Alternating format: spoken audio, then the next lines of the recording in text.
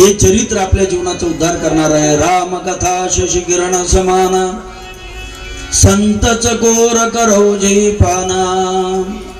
राम कथा ही चंद्रासारखी शीतल आहे, मधुर आहे, गोड आहे.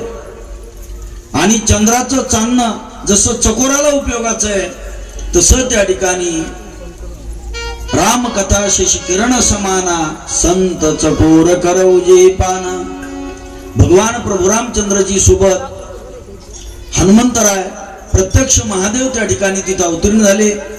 आणि भगवान प्रभुराम हे म्हणजे आपली कथा कुठं भरकटायला नाही लागली.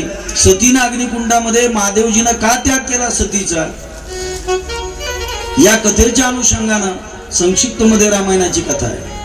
आणि तेव्हा सूत मुनी सांगतात की शौनकादिक ऋषी हो, कैकेयीच्या शापामुळे, जेव्हा कैकेयीच्या वरामुळे भगवान प्रभू रामचंद्रजीला वनात जावं लागलं. 2 वर तिनं मागितले. आतापर्यंत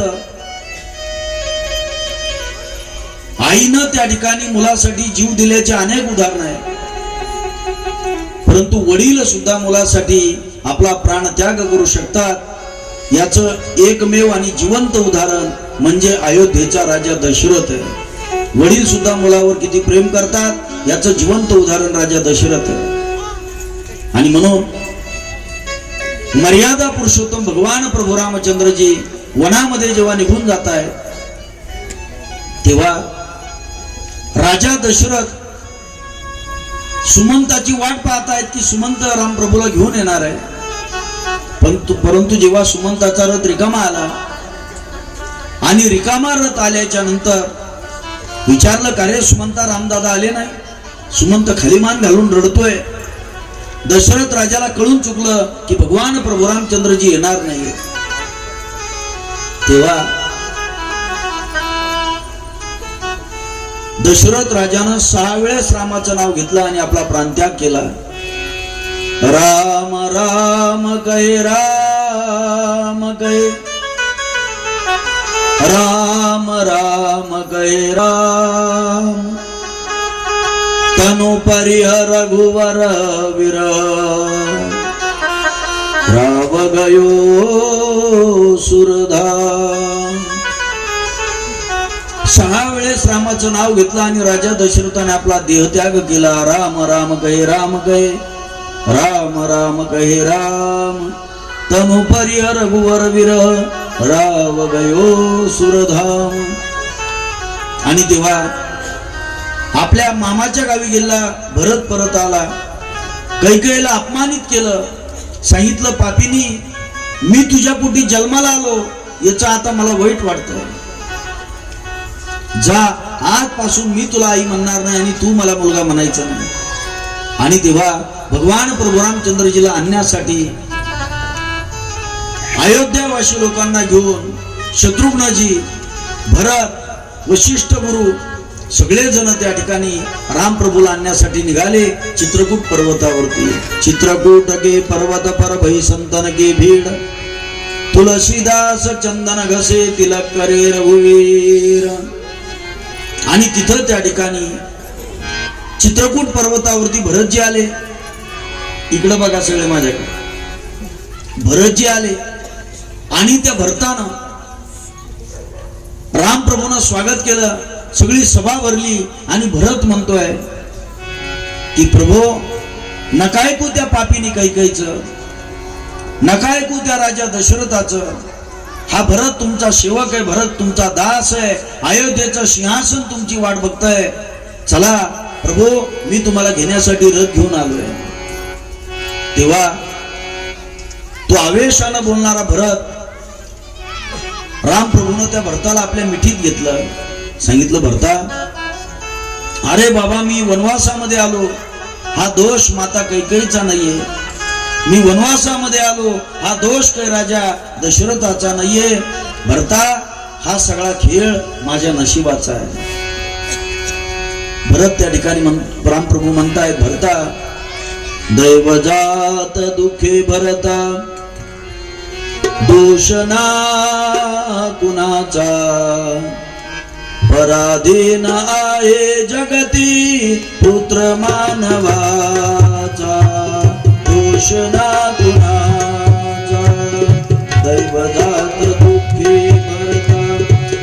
ना कुणाचा पराधीन आहे जगती पुत्र मानवाचा दोष ना कुणाचा माय कैकई ना दोषी नोहे दोष काता राज त्याग कानन यात्रा सर्व दैव घात खेळ चालला से माझ्या पूर्व संचिताचा पराधीन आहे जगती पुत्र मानवाचा दोष ना गुणाचा पुन्हा त्या ठिकाणी रामप्रभू म्हणतात की भरता माणसाचं जीवन असं आहे जसे दोन लाकडं वेगवेगळ्या नदीमधून वाहत येतात समुद्रामध्ये त्या दोघांची भेट होते अचानक एखादी लाट येते त्या लाटेमध्ये एक ओंडका दुसऱ्या साईडला दुसरा ओंडका या त्यावर निघून जातो त्या एकत्र आलेले आणि वेगळ्या झालेल्या दोन ओंडक्याची भेट जशी भरता पुन्हा होत नाही ना तसंच माणसाचं सुद्धा जीवन आहे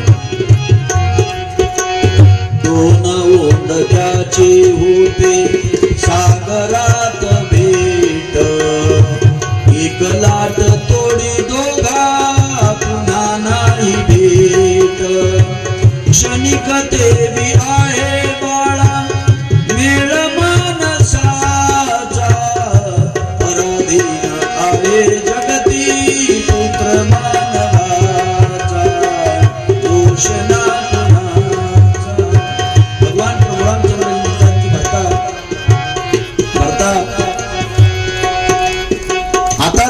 माझं ठरलंय पितृ आज्ञेसाठी मी आता 14 वर्ष वनवासामध्ये राहणार आहे आता काही जरी झालं तरी 14 वर्ष हा राम आता अयोध्येमध्ये येणार नाहीये अयोध्येचं राज्य तू करायचं संपल्या विना हे वर्ष दशोत्तरी 4 अयोध्येस येणे नाही सत्य हे त्रिवार अयोध्येत होतो राजा रंकमी वनीचा पराधीन आहे जगती पुत्र मानवाचा दोष ना कुणाचा दैव जात दुःखे भरता दोष ना कुणाचा पराधीन आहे जगती पुत्र मानवाचा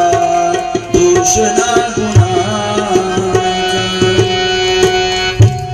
आणि तेव्हा नंदीग्राम मधून भरतजी त्या चित्रकूटावरून भरतजी नंदीग्राम मध्ये येत आहे भगवान प्रभू रामचंद्रजीच्या आणि येताना पादुका भरताना आपल्या डोक्यावरती घेतल्या आणि सांगितलं प्रभू 14 वर्ष जोपर्यंत तुम्ही येणार नाही तोपर्यंत या पादुका मी नंदीग्राम मध्ये ठेवून हा भरत तुमचा तपस्वी वेशामध्ये तिथंच राहणार आहे काय तो भाव होता काय तो प्रेम काय ते प्रेम होतं भरतानं रामप्रभूच्या पादुका मोठ्या प्रेमानं आपल्या मस्तकावर घेतल्या आणि भगवान प्रभू रामचंद्राची निशाणी डोक्यावर घेऊन भरत अयोध्येकडे निघाला राम भक्त चला रे राम की दिशा राम भक्त चला रे राम की दिशा सर पे खड़ा अखियों में पानी सर पे खड़ा अखियों में पानी राम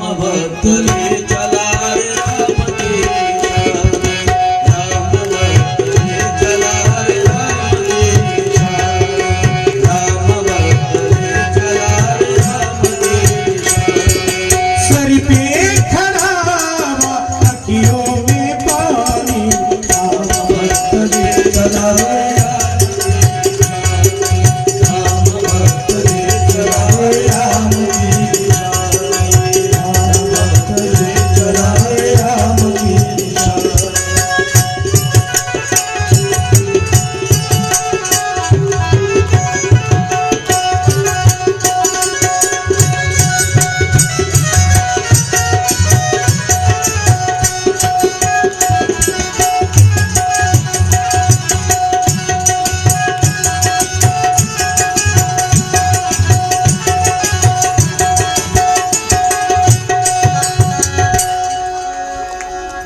राम भक्त ले चला रे राम की निशानी. भगवान प्रभू रामचंद्रजीचं स्मरण करत भरत तपस्वी वेशामध्ये नंदीग्राम मध्ये 14 वर्ष राहत आहेत. ही भावाचं प्रेम आहे.